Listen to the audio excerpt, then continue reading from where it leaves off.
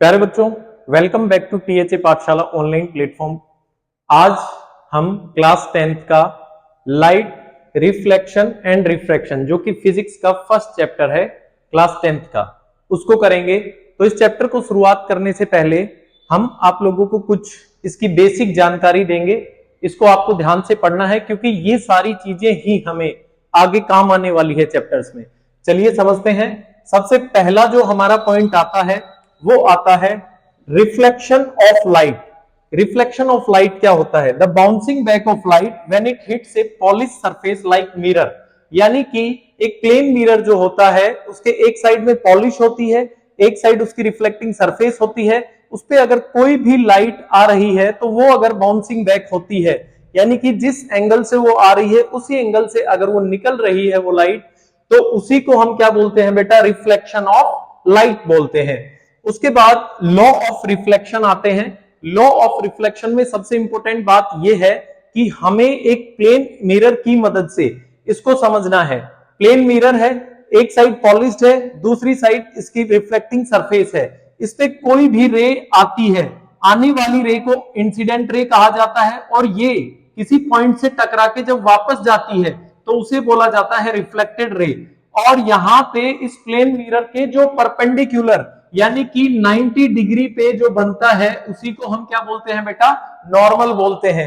यहां से हम सीखेंगे कि incident ray angle I create करती है नॉर्मल के साथ, और reflected ray angle are create करती है नॉर्मल के साथ। ये दोनों एंगल जो है ऑलवेज क्या होंगे? इक्वल होंगे। Angle of incidence is equal to angle of reflection. ये दोनों एंगल जो है वो ऑलवेज क्या होंगे? इक्वल होंगे। आगे बढ़ते हैं। The incident ray, the reflected ray and the normal all lies in the same plane.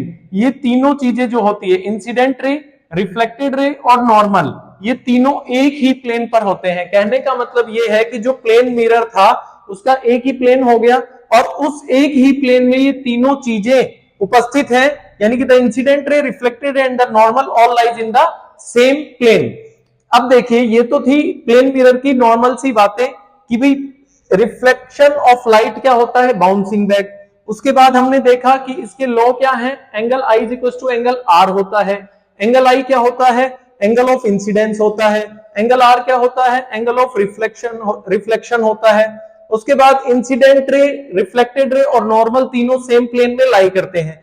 अब देखिए, हम सबसे इंपॉर्टेंट बात यह है कि हम यहां से स्फेरिकल मिरर के बारे में पढ़ेंगे। सबसे पहले स्फेरिकल मिरर के बारे में पढ़ेंगे। स्फेरिकल मिरर दो टाइप के होते हैं बेटा, एक तो होता है कॉनकेव मिरर और एक होता है कॉन्वेक्स मिरर।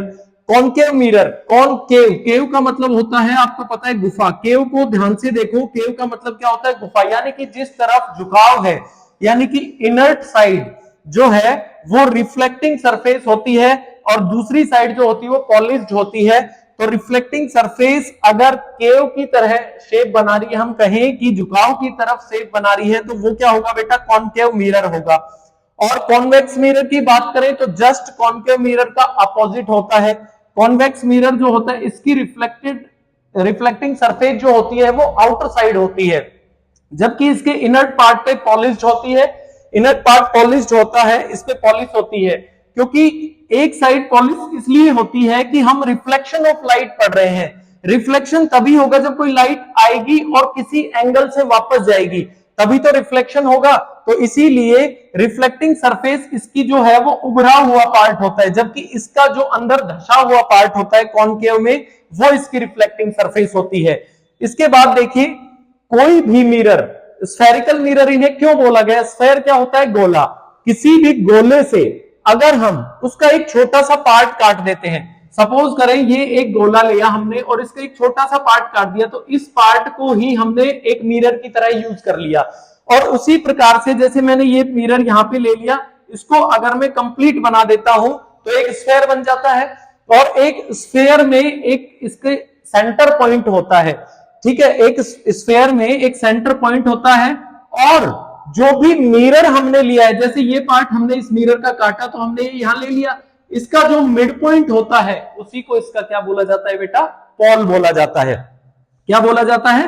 पोल बोला जाता है। बिल्कुल जो सेंटर होता है, वो चाहे कॉनकेव मिरर हो या कॉन्वेक्स मिरर हो, उससे कोई फर्क नहीं पड़ता, उसका जो मिरर का मिडिल पार्ट होता है, बिल्कुल बीचों बीच जो पार्ट होता है, वही उसका क्या होता है बेटा, पॉल होता है।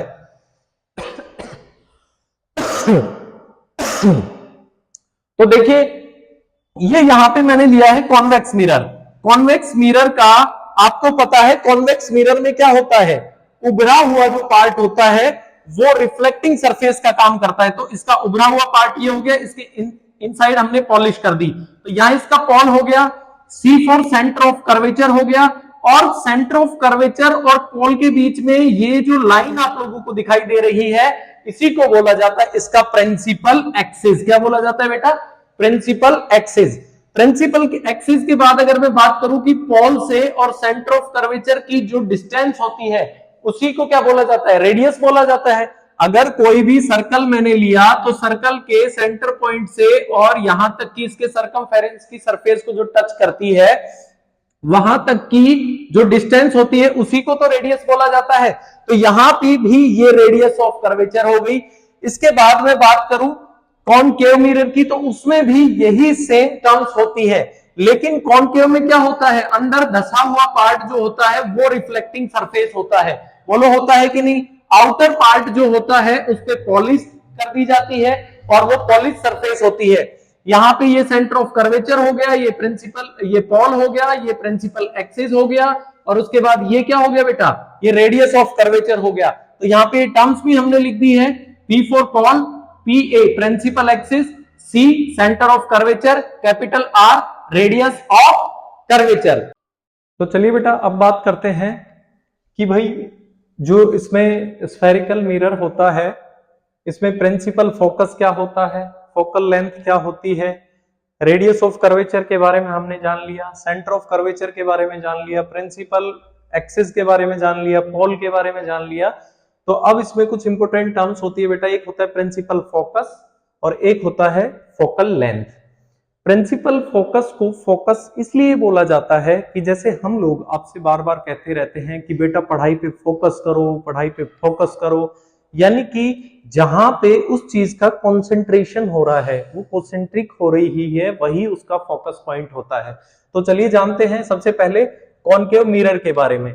कॉनकेव मिरर जो होता है, कॉनकेव, केव मैंने बताया था कि जिसकी धसी हुई साइड जो होती है वो रिफ्लेक्टिंग सरफेस का काम करती है, वही होता है कॉनकेव मिरर।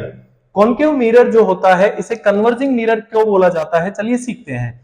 यहां पे देखिए बेटा, कोई भी लाइट रे अगर आती है, यहां से एक लाइट रे आई, ये यहां पे टकराएगी तो ये फोकस से होके निकलेगी, यहां से फोकस से होकर निकल गई।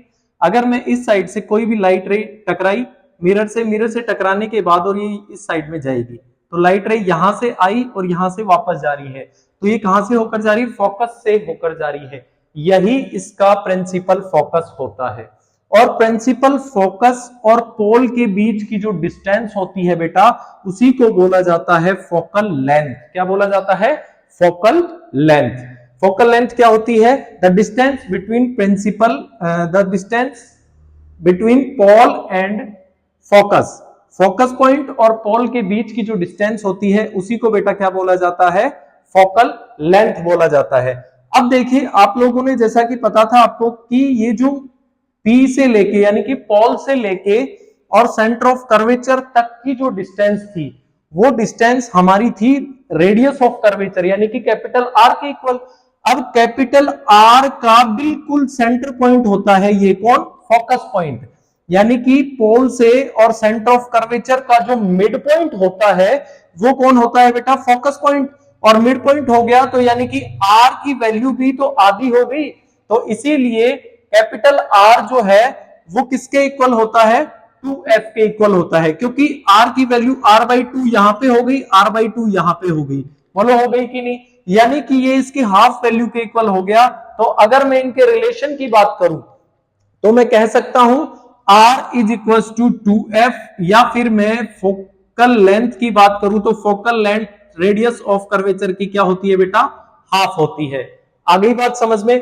तो हमने यहां से सीखा कि कॉनकेव मिरर जो होता है वो कन्वर्जिंग मिरर होता है। कन्वर्जिंग मिरर क्यों होता है, क्योंकि वो रेज को क्या करता है, कन्वर्ज करता है, एक साथ इकट्ठा करता है, कौन से पॉइंट पे, फोकस पॉइंट पे, इसलिए इसे कन्वर्जिंग मिरर बोला जाता है। बढ़ते हैं कॉन्वेक्स मिरर की तरफ।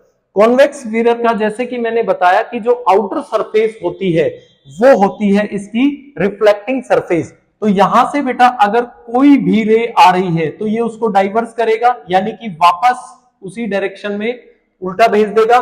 ठीक है, डाइवर्स करेगा तो यहां से भी कोई रे आ रही है तो उसे भी ये क्या करेगा, डाइवर्स करेगा। ऐसे रे आई, ऐसे निकल गई।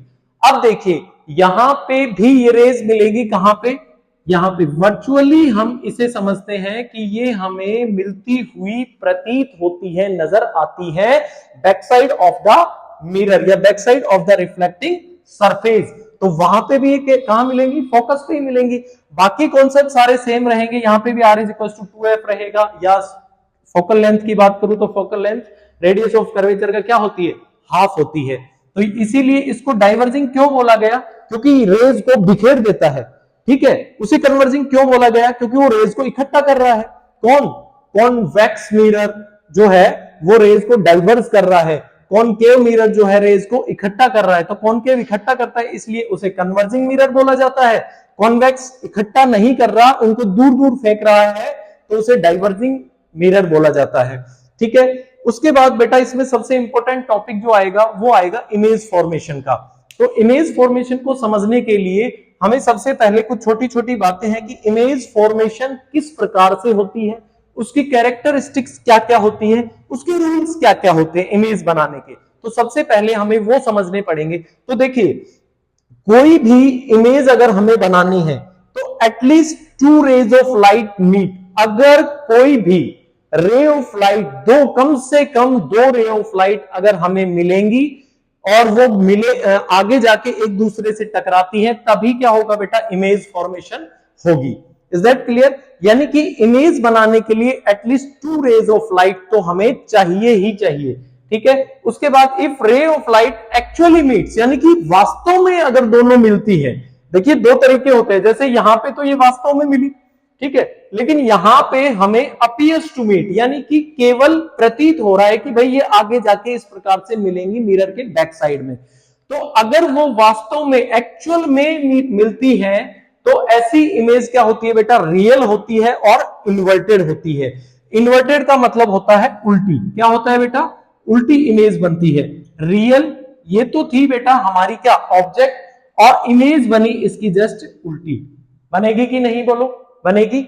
अगर if rays of light actually meets, दोनों अगर वास्तव में मिलती है तो इमेज बनेगी real and inverted. If rays of light appears to meet, केवल हमें आभास हो रहा है, केवल हम अनुमान लगा रहे, केवल हम कल्पना कर रहे हैं कि वो आगे जाकर मिलेंगी, इस प्रकार से मिरर के बैक साइड में मिलेंगी। इस प्रकार से हमने कुछ भी एजम्पशन किया है, लगाया है आइडिया कि if they appears to meet तो इमेज कैसी बनेगी बेटा, वर्चुअल एंड इरेक्ट। इरेक्ट का मतलब होता है बेटा सीधी, वर्चुअल का मतलब होता है आभासी, काल्पनिक। ठीक है, वर्चुअल और सीधी, यानी कि इस प्रकार से ऑब्जेक्ट था तो इमेज भी हमें इस प्रकार से ही मिलेगी, सीधी की सीधी। ठीक है, देखिए बेटा इमेज फॉर्मेशन के बारे में सीखेंगे। इमेज फॉर्मेशन कब होगी उसके रूल्स मैंने आप लोगों को जैसा कि बताया अभी कि भी इमेज फॉर्मेशन के लिए एटलीस्ट 2 लाइट रे चाहिए हमें। कितनी चाहिए, 2 लाइट रे तो चाहिए। कॉनकेव मिरर के रूल्स हैं कि किस किस प्रकार से हम लाइट रे को पास करवा सकते हैं। तो चलिए इसके 4 रूल्स हैं बेटा। अगर आप लोगों ने चारों रूल्स पे फोकस कर लिया तो इमेज फॉर्मेशन में आपको कोई प्रॉब्लम परेशानी आने वाली नहीं है। ठीक है, तो चलिए सीखते हैं। देखिए बेटा फर्स्ट कंडीशन ये आती है, अगर कोई भी लाइट रे प्रिंसिपल एक्सिस के पैरेलल आ जाती है, ये प्रिंसिपल एक्सिस है अपना, और प्रिंसिपल एक्सिस के अगर पैरेलल आ जाती है तो कोई भी लाइट रे जब मिरर की रिफ्लेक्टिंग सरफेस से टकराएगी तो वो कहां से होकर जाएगी, फोकस से होकर जाएगी सर, बिल्कुल फोकस से होकर निकलेगी। तो एक केस तो ये है कि लाइट रे प्रिंसिपल एक्सिस के पैरेलल आ रही है तो कहां से होकर निकलेगी बेटा, फोकस से होकर निकलेगी। एक हो गया। दूसरा जस्ट इसका अपोजिट है कि अगर कोई भी लाइट रे फोकस से होकर आती है, कोई भी लाइट रे कहां से होकर आती है, फोकस से होकर आती है, और रिफ्लेक्टिंग सरफेस से, यानी कि कॉनकेव मिरर की रिफ्लेक्टिंग सरफेस से जब वो टकराती है तो वो प्रिंसिपल एक्सिस के क्या हो जाती है बेटा, पैरेलल हो जाती है। देखिए इसका जस्ट उल्टा हो गया ना, इसको ऐसे करके देखिए, ये जस्ट इसका उल्टा आपको दिखाई दे रहा है। पैरेलल आई, फोकस से गई, फोकस से आई, पैरेलल हो गई। चलिए अब नेक्स्ट जो आती है कंडीशन कि भाई चलो ठीक है सर ये तो हो गया, अब ये जो C है और P है इनका भी तो कुछ काम होगा, फोकस का तो हमने देख लिया। अब यहां से देखिए बेटा, अगर कोई भी लाइट रे सेंटर ऑफ कर्वेचर से होकर जाती है, कोई भी लाइट रे सेंटर ऑफ कर्वेचर से होकर जाती है, तो वो जिस एंगल से आई है उसी एंगल से वापस निकल जाएगी। कब? After touching the reflecting surface. Reflecting surface, concave mirror की रिफ्लेक्टिंग सरफेस को टच करने के बाद वो वापस जिस रास्ते से आई है उसी रास्ते से चली जाएगी। यानी कि भाई जिस रास्ते से आई है उसी से वापस चली जा, ऐसा ये रे करती है। कब? जब वो सेंटर ऑफ कर्वेचर से होकर निकलती है। ठीक है बेटा, तीन रूल समझ में आ गए। प्रिंसिपल एक्सिस के पैरेलल आई तो फोकस से होकर निकली, फोकस से होकर आई तो प्रिंसिपल एक्सिस के पैरेलल हो गई, सेंटर ऑफ कर्वेचर से आई तो सेंटर ऑफ कर्वेचर से ही वापस चली गई। इसके बाद चौथा केस जो आता है बहुत इंपॉर्टेंट है बेटा, यहां पे देखिए, अगर कोई भी लाइट रे पोल पे, अगर कोई भी लाइट रे डायरेक्ट पोल पे आती है तो जिस एंगल से वो आती है पोल से टकराने के बाद वो सेम एंगल से वापस भी निकल जाती है। देखिए सपोज करो ये एंगल x डिग्री था तो ये भी एंगल x डिग्री से ही वापस निकल जाएगी। सपोज करो वो 10 डिग्री एंगल पे आई थी तो 10 से ही वापस 30 आई थी, 30 से वापस 50 आई थी, 50 से वापस, यानी कि जिस एंगल से आएगी उसी एंगल से वापस चली जाएगी। जिस रास्ते से आई थी उसी रास्ते से वापस चली गई। फोकस से आई थी, प्रिंसिपल एक्सिस के पैरेलल हो गई, पैरेलल आई थी तो फोकस से होकर निकल गई। क्या आप लोगों को ये चारों रूल अब समझ में आ गए? अगर आप लोगों को ये चारों रूल समझ में आ गए हैं तो इमेज फॉर्मेशन इन कॉनकेव मिरर आप लोगों के लिए बहुत इजी हो जाएगा। चलिए बढ़ते हैं आगे। देखिए बेटा, image formation for concave mirror, first case, पहला केस जो इसका आता है वो आता है if object is placed at infinite. अगर ऑब्जेक्ट को इनफाइनाइट पे रख दिया जाए तो उसकी इमेज फॉर्मेशन कैसी होगी? कहां पे? कॉनकेव मिरर में। कॉनकेव आपको पता ही है, ठीक है। तो यहां पे बेटा इसका होता है पोल, यहां पे इसका क्या होता है बेटा? फोकस, यहां पे क्या होता है इसका? सेंटर ऑफ कर्वेचर, ठीक है, बोलो होता है कि नहीं। और इमेज को रख दिया इनफाइनाइट पोजीशन पे, तो यहां से कोई लाइट रे आती है बेटा, क्या आती है? लाइट रे आती है। और कोई भी इमेज बनाने के लिए, जैसा कि मैंने पहले ही रूल्स में बताया है कि हमें एटलीस्ट कितनी लाइट रे चाहिए बेटा? 2 लाइट रे तो चाहिए। तो हम दोनों फर्स्ट केस में ये करते हैं कि इनफाइनाइट से जब कोई भी लाइट रे आती है तो वो जब टकराएगी, किससे टकराएगी? मिरर की रिफ्लेक्टिंग सरफेस से। किससे टकराएगी बेटा? मिरर की रिफ्लेक्टिंग सरफेस से। तो वो टकराने के बाद कहां से होकर निकलेगी? फोकस से होकर। ये भी कहां से होकर निकलेगी? फोकस से। क्यों? क्योंकि प्रिंसिपल एक्सिस के पैरेलल जब भी लाइट रे आती है तो वो कहां से होकर निकलती है बेटा? फोकस से होकर निकलती है। कहां से होकर निकलती है? फोकस से। तो जहां पे दोनों रेज, यानी कि लाइट रे जहां पर दोनों टकराती है या मिलती है वहीं पे हमारी इमेज फॉर्मेशन होती है। तो इसका मतलब हमारी इमेज फॉर्मेशन कहां पे हुई? फोकस पे। तो इमेज एट, कैरेक्टरिस्टिक्स में आ जाएगा इमेज एट फोकस। इमेज कहां पे बनेगी बेटा? फोकस पे बनेगी। इमेज हमारी बनेगी बेटा कहां पे? फोकस पे बनेगी, ठीक है। अब कैरेक्टरिस्टिक्स में और क्या चीजें आती है बेटा? इमेज कैसी बनेगी? सर ये तो दोनों एक्चुअली मीट्स तो क्या बनेगी बेटा? रियल बनेगी। और रियल एंड इन्वर्टेड बोलो बनेगी कि नहीं? ठीक है। अच्छा, फिर उसके बाद साइज की बात करते हैं। साइज कैसा होगा?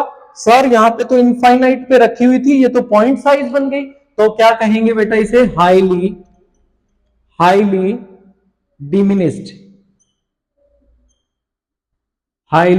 डिमिनिस्ड बनेगी। कैसी बनेगी बेटा? Highly diminished. और मैं इसे क्या कह सकता हूं? Point point sized. कैसी बनेगी? Point sized. तो आप लोगों को कभी भी जब हम इमेज फॉर्मेशन करते हैं तो इमेज फॉर्मेशन करते टाइम चार चीजें दिमाग में होनी चाहिए। प्रिंसिपल एक्सिस के पैरेलल आई तो फोकस से निकली, फोकस से आई तो प्रिंसिपल एक्सिस के पैरेलल हो जाएगी, सेंटर ऑफ कर्वेचर से आई तो वापस सेंटर ऑफ कर्वेचर से ही चली जाएगी, और पोल पे आती है तो जिस एंगल से आई उसी एंगल से पोल से वापस निकल जाएगी। Is that clear? उसके बाद मैंने बताया इफ दे रियली मीट्स, देखो वास्तव में ही तो मिल रही है, टकराने के बाद हकीकत में मिल रही है, एक्चुअली मीट्स, तो कैसी बनेगी? रियल एंड इन्वर्टेड बनेगी। रियल एंड इन्वर्टेड बनी, हाईली डिमिनिश्ड बनी, क्योंकि पॉइंट साइज इमेज आप लोगों को दिखाई दे रही है बेटा। तो आप लोगों को इस चीज का विशेष रूप से ध्यान रखना है कि जब भी इमेज फॉर्मेशन की बात आएगी तो हमें एक तो रे डायग्राम, इसको बोलते हैं बेटा रे डायग्राम। क्या बोलते हैं? रे डायग्राम। रे डायग्राम, ये कंडीशन आपको दी हुई होगी। If in a concave mirror the object is placed at infinite then draw the ray diagram and characteristics of the image. Object को कहां पे रख दिया? इनफाइनाइट पे, तो उसकी characteristics image at focus, real and inverted, highly diminished और points है। ये 3 पॉइंट्स ही सभी में हमें ध्यान रखने हैं कि इमेज कहां पे बनेगी, इमेज कैसी बनेगी और इमेज की साइज क्या होगी। That's it. चलिए बढ़ते हैं आगे। कौन सा केस है ये? सेकंड केस है। इफ ऑब्जेक्ट बियॉन्ड सी, यानी कि ऑब्जेक्ट को सी के पीछे पुट कर दिया। कहां पे कर दिया बेटा? सी के पीछे प्लेस कर दिया। तो हमें देखो यहां से रे ऑफ लाइट डालनी है, ये डाल दी सर। तो हमारा पहला काम यही है, ये रे ऑफ लाइट पैरेलल गई किसके? प्रिंसिपल एक्सिस के। जब ये प्रिंसिपल एक्सिस के पैरेलल जाएगी तो हमें, हमारा पहला काम यही है कि हमें कहां से निकालना है इसको? फोकस से होके निकालना है सर। आपने बताया है कि कोई भी रे अगर प्रिंसिपल एक्सिस के पैरेलल आती है तो रिफ्लेक्टिंग सरफेस से टकराने के बाद वो फोकस से होकर जाएगी। बिल्कुल सही बात है।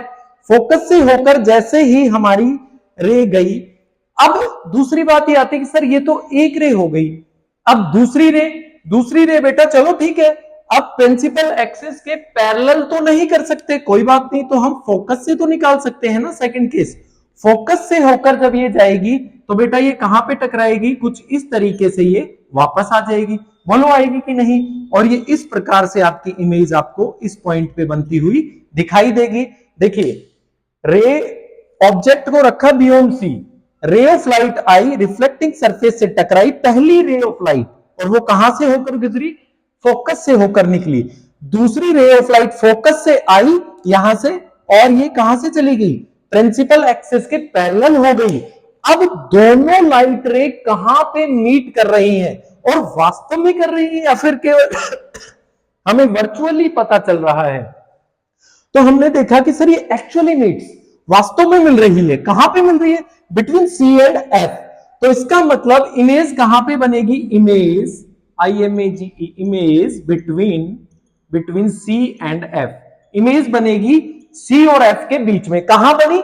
सी और एफ के बीच में। फिर मैं बात करूंगा बेटा कैसी बनी, तो आप कहेंगे सर ये तो वास्तव में एक्चुअली मीट्स है ना। तो जब एक्चुअल में मीट करती है तो कैसी बनती है बेटा? रियल। और रियल इमेज क्या होती है? इन्वर्टेड। क्या होती है? Real and inverted. अच्छा ठीक है बेटा, साइज क्या होगा? तो आप कहेंगे सर बड़ी थी, कौन? ऑब्जेक्ट, उससे तो छोटा ही नजर आ रहा है। जब आप बेटा स्केल लेके करेंगे इसको प्रॉपरली, कि जब आपने एक प्रिंसिपल एक्सिस लिया, फिर 2 सेंटीमीटर ये ले लिया, 2 सेंटीमीटर सी एंड एफ ले लिया, उसके बाद जब आपको करेंगे इसको तो आपको पता चलेगा कि हाँ सर रियल में डिफरेंस आया, मैं तो वैसे ही बना रहा हूं जनरली। तो आप लोगों को ये विद स्केल करना है। स्केल, पेंसिल, इरेजर, शार्पनर अपना साथ रखना और फिर ये डायग्राम्स बनाना, फिर देखना आपकी इमेज फॉर्मेशन के डायग्राम्स किस तरीके से बनते हैं। फिर उसके बाद ये कैसी बनी? सर ये तो छोटी बन रही है इसकी, तो हम कह सकते हैं डिमिनिश्ड। कैसी कह सकते हैं बेटा? सर ये बनेगी डिमिनिश्ड। डिमिनिश्ड का मतलब होता है छोटी। कैसा होता है बेटा? छोटी। आई बात समझ में? तो इफ ऑब्जेक्ट बियॉन्ड सी, रे डायग्राम हो गया, कैरेक्टरिस्टिक्स हो गई। कैरेक्टरिस्टिक्स कितनी ध्यान रखनी? 3। सर इमेज कहां बनेगी, एक चीज, दूसरी कैसी बनेगी, सर रियल एंड इन्वर्टेड है, साइज क्या होगा, डिमिनिश्ड होगी। बस इन बातों का आप लोगों को ध्यान रखना है और रे डायग्राम आपके रेडी होते चले जाएंगे, कैरेक्टरिस्टिक्स आप बता ही देंगे।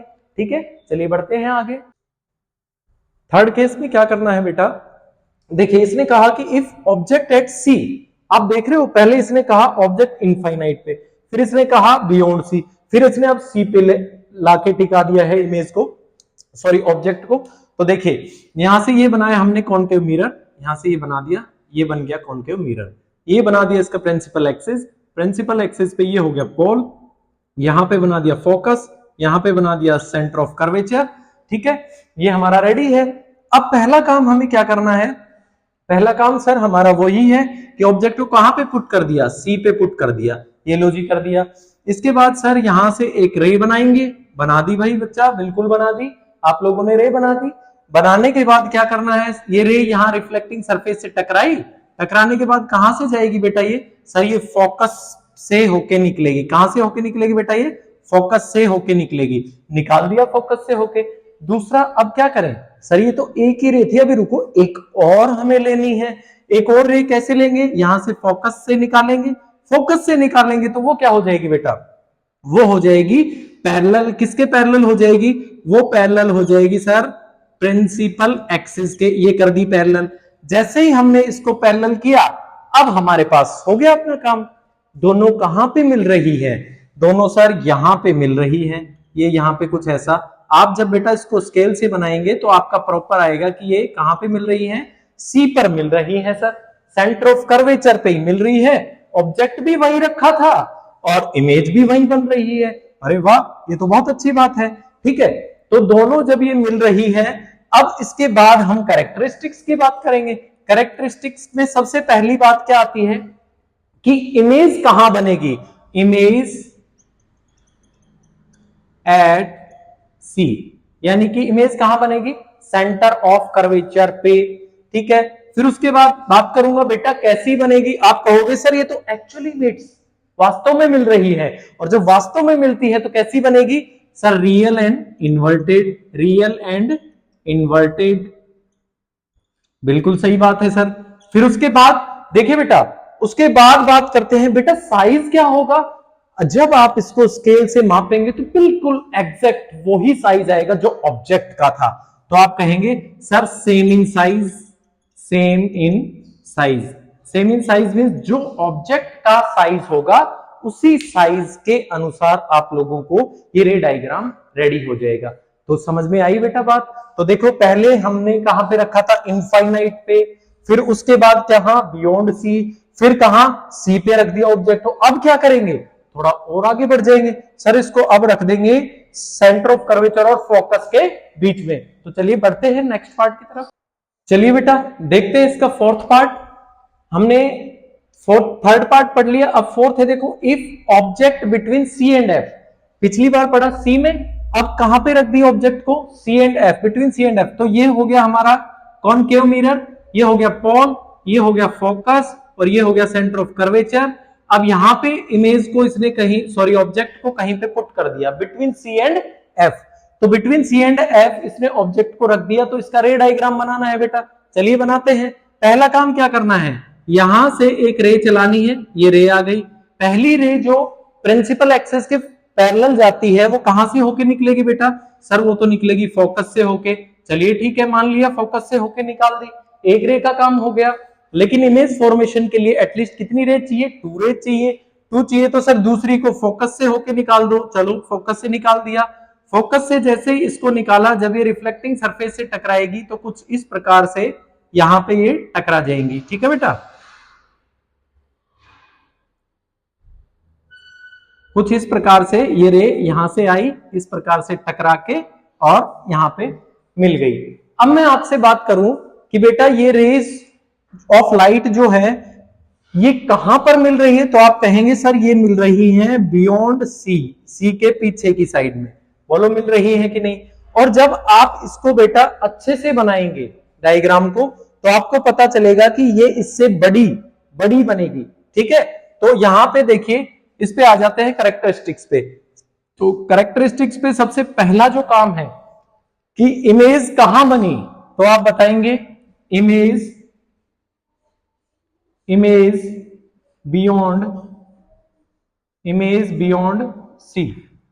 ठीक है, इमेज कहां बनेगी बेटा, बियॉन्ड सी बनेगी। उसके बाद जो सेकंड काम है अपना वो है कि इमेज, चलिए सर बियॉन्ड सी तो बन गई, लेकिन कैसी बनेगी, तो ये देखिए बेटा, एक्चुअली मीट्स और अपीयर्स टू मीट। सर ये तो एक्चुअली मीट्स, वास्तव में मिल रही है, तो वास्तव में मिल रही है तो क्या होगा, real and inverted, real and inverted, ये रियल एंड इन्वर्टेड हो गई। ओके, तीसरी बात कर लेते हैं, साइज क्या होगा बेटा इसका, तो साइज की बात करेंगे तो ये होगी बेटा एनलार्ज्ड, एनलार्ज्ड, एनलार्ज्ड यानी कि बढ़िया, इसको मैग्नीफाइड भी बोल देते हैं, मैग्नीफाइड, क्या बोल देते हैं बेटा, मैग्नीफाइड बोल देते हैं। तो देखिए जैसे जैसे हम आगे बढ़ रहे हैं तो वैसे वैसे पहले पॉइंट साइज थी, फिर थोड़ी बड़ी हुई, फिर बराबर हुई, फिर एनलार्ज हो गई, इसका मतलब हाईली एनलार्ज भी होगी, अभी बोलो होगी कि नहीं। तो उसी प्रकार से बेटा अब आगे बढ़ते हैं, आगे बढ़ेंगे, पांचवा केस क्या आता है उसको देखते हैं। देखिए बेटा इसका पांचवा केस जो है इमेज फॉर्मेशन का कॉनकेव मिरर का, if object at focus F, F पे अगर ऑब्जेक्ट को प्लेस कर दिया, ये कॉनकेव मिरर बनाया, प्रिंसिपल एक्सिस बनाया, और इसके बाद इमेज को कहां पे पुट कर दिया बेटा, फोकस पे पुट कर दिया, किसको, ऑब्जेक्ट को, ऑब्जेक्ट एट फोकस, फोकस पे रख दिया। पहला काम हमारा वही है कि भाई सीधी पैरेलल रे बनानी है, किसके पैरेलल, प्रिंसिपल एक्सिस के पैरेलल, प्रिंसिपल एक्सिस के पैरेलल बनाई, ये कहां से होके निकलेगी बेटा, टकराने के बाद फोकस से, तो ये फोकस से होके कुछ इस प्रकार से निकल जाएगी, यहां से निकाल दिया हमने, देखिए फोकस से होके निकाल दिया, फोकस से होकर जैसे ही निकाला, अब आप कहेंगे सर दूसरी फोकस से निकाल रहे थे, ये तो पॉसिबिलिटी नहीं है, नहीं है तो कोई बात नहीं, थोड़ा आगे बढ़ो बेटा, सी का भी एक केस था अपने पास, पोल का भी केस था, तो दूसरी रे को हम कहां से छोड़ेंगे बेटा, पोल से।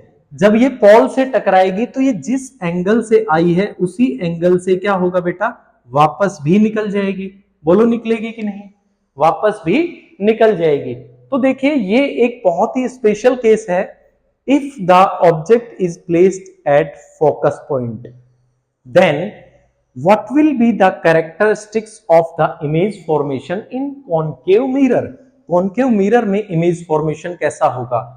देखिए फिर से समझ लीजिए, फोकस पे रखा हुआ है किसको, ऑब्जेक्ट को, पहली रे पैरेलल करनी है प्रिंसिपल एक्सिस के, निकालना फोकस से है, दूसरी रे जो हम डालेंगे, क्योंकि एटलीस्ट 2 रे चाहिए ना इमेज फॉर्मेशन के लिए, तो इमेज फॉर्मेशन के लिए 2 रे चाहिए, दूसरी हमने पोल पे डाली, ये हमने रूल पे पढ़ा था कि पोल पे जिस एंगल से आएगी उसी एंगल से वापस भी निकल जाएगी। जैसे ही ये वापस निकलेगी तो बेटा देखिए इस केस के बारे में ऐसा कहा जाता है कि ये रे जो है ये आगे जाके कुछ ऐसे इस प्रकार से बढ़ती बढ़ती बढ़ती बढ़ती बढ़ती बढ़ती बढ़ती बढ़ती बढ़ती ये कहीं पे जाके मिल जाएंगी, कहीं कहां पे जाके, कहीं इनफाइनाइट पे जाके, कहां पे जाके, इनफाइनाइट पे जाके मिल जाएंगी कहीं पे। ठीक है, कहां पे मिलेंगी बेटा, क्योंकि पैरेलल रेज हो गई ना, कैसी रेज होगी बेटा, ये पैरेलल रेज, पैरेलल रेज, और पैरेलल रेज तो मिलती ही नहीं है, नहीं मिलती, इसलिए ये आगे जाके ऐसा सोचते हैं कि जब हम किसी बड़ी चीज को देखते हैं तो उसका फोकस पॉइंट बनने लग जाता है, जैसे सन बहुत दूर है हमसे, है ना, लेकिन एक दूरी की वजह से पॉइंट साइज दिखने लग जाता है, हमें ऐसा लगता है कि हमारी दोनों आंखों से जो रेज निकल रही है वो सन को इस प्रकार से मिलते हुए देखती है, बोलो देखती है कि नहीं। आप किसी भी सड़क को देख रहे हैं तो सड़क आपको ऐसे दिखाई देती है, हालांकि वो है तो पैरेलल, लेकिन वो आपको किस प्रकार से दिखाई देगी, कुछ ऐसे आप लोगों को दिखाई देती है, बोलो देती है कि नहीं। तो कहने का मतलब ये है कि पैरेलल रेज जो है ना वो हमें दूर कहीं मिलती हुई दिखाई देती है, और जब ये दूर कहीं मिलेगी तो देखिए इमेज का जो साइज होगा वो तो बहुत बड़ा हो जाएगा, इमेज का साइज होगा वो क्या हो जाएगा बेटा, बहुत बड़ा हो जाएगा, और जब इमेज का साइज बहुत बड़ा हो जाएगा तो हमें तो वही 3 काम करने हैं कि कैरेक्टरिस्टिक्स में जाएंगे। तो बेटा सबसे पहला काम, इमेज कहां बनी, इमेज, इमेज एट इनफाइनाइट, कहां पे बनी, इमेज एट इनफाइनाइट, कहां पे बनी, इनफाइनाइट पे। दूसरा काम ये है कि बेटा ये जो लाइट रेज जो है ये आगे जाके कहीं मिल रही, यस सर इनफाइनाइट पे बता रहे हो तो वहीं मिल रही होगी ना, तो वास्तव में एक्चुअली मीट्स तो क्या हो गया बेटा, रियल एंड इन्वर्टेड हो गया। उसके बाद तीसरा काम बेटा साइज क्या होगा, साइज तो सर इस ऑब्जेक्ट से तो बहुत ज्यादा नजर आ रहा है इमेज का, तो हम क्या कहेंगे, हाईली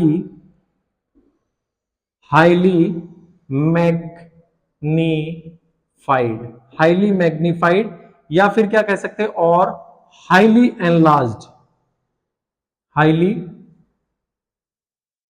एनलार्ज्ड। ठीक है बेटा, तो ये कॉनकेव मिरर के इमेज फॉर्मेशन के रे डायग्राम्स और उनकी कैरेक्टरिस्टिक्स के 5 पार्ट्स हो गए। एक लास्ट पार्ट और बचा है, चलिए बढ़ते हैं उसकी तरफ। चलिए बेटा देखते हैं 6th एंड लास्ट केस, जो कि कॉनकेव मिरर की इमेज फॉर्मेशन का लास्ट केस है, और ये बहुत ही स्पेशल केस है बेटा, इसको बहुत अच्छे से आप लोगों को ध्यान से समझना है, क्योंकि इकलौता केस है जिसमें कुछ चीजें अलग हुई हैं। चलिए देखते हैं। अब यहां पे जैसा कि इसने कहा, if object between F and P, F focus, P pole के बीच में, पोल और फोकस के बीच में अगर हम किसे पुट कर देते हैं बेटा, ऑब्जेक्ट को पुट कर दिया।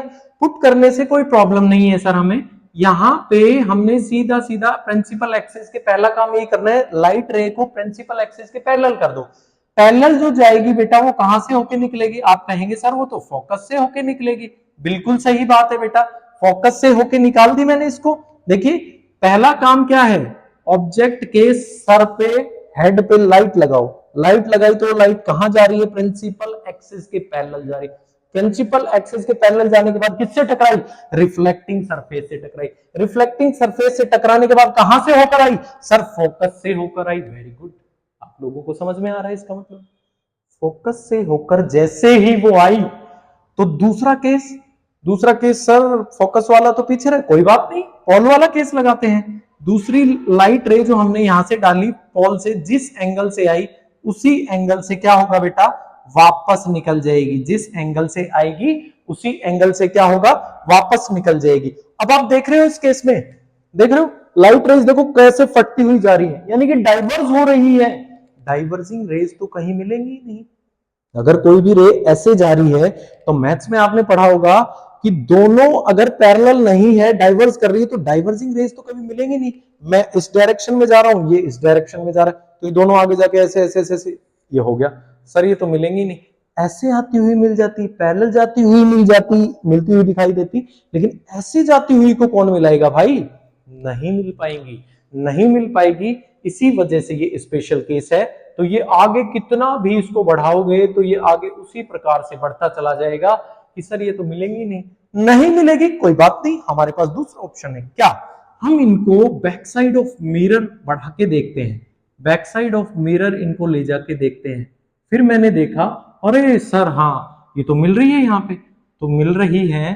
तो देखो हेड किधर है, ऊपर की डायरेक्शन में, इधर भी हेड किधर था, ऊपर की डायरेक्शन में। आई बात समझ में, यानी कि अपीयर्स टू मीट, मैंने अनुमान लगाया है कि बैक साइड ऑफ मिरर कहीं पे मिलेंगी, ये बताओ है कि नहीं। अपीयर्स टू मीट जब होती है तो कैसी इमेज बनेगी, उस प्रकार की बातें करेंगे। अब देखिए पहला काम, इमेज कहां बनी, तो आप कहेंगे sir behind the mirror,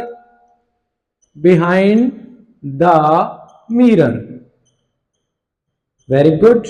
second बेटा इमेज जो है वो बिहाइंड द मिरर तो बन गई, लेकिन कैसी बनी, तो आप कहेंगे सर आपने बताया था if they actually meets then real and inverted, if they appears to meet, तो भाई डॉटेड लाइन जो है वो अपीयर्स टू मीट को ही तो शो करती है, बोलो करती है कि नहीं।